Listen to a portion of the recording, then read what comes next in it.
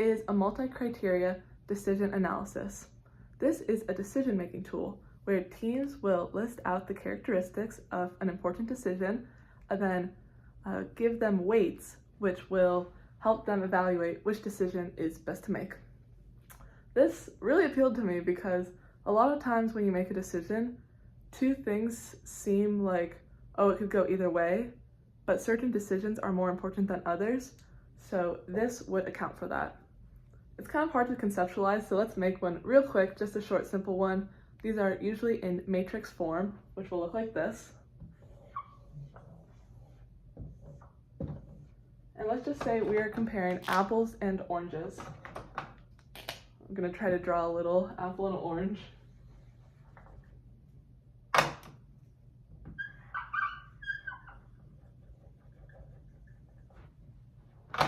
So these are two decisions we're trying to make, or one decision with two options. What are we going to eat for lunch? The criteria might be, all right, we want something that is crunchy and has a nice color.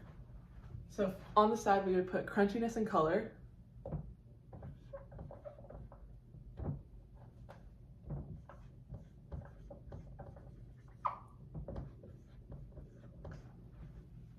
Apples compared to oranges, let's rate it out of 5. I'm gonna give apples for crunchiness probably a 5. They're pretty crunchy. And an orange, maybe a 1 honestly. And then color, for the sake of this, let's just pretend we like orange better. Let's give orange a 3 and apple a 2. And so you might be wondering, all right, apples win in crunchiness, but oranges win in color. How do we actually make that decision? In this matrix, we're not just going to say, all right, apples have more points overall than oranges. What we would do would be to assign a weight value to each. So let's say color is super important to us. We're going to give it 90%. And then crunchiness, not that important actually. So what we would do, we would multiply 5 and 1 by 10%, and then we'd multiply 2 and 3 by 0.9 or 90%, and that would give us an overall score. We won't do the math here, that might be a lot to get into. But overall, we would probably find that we'll be eating an orange because we value color over crunchiness.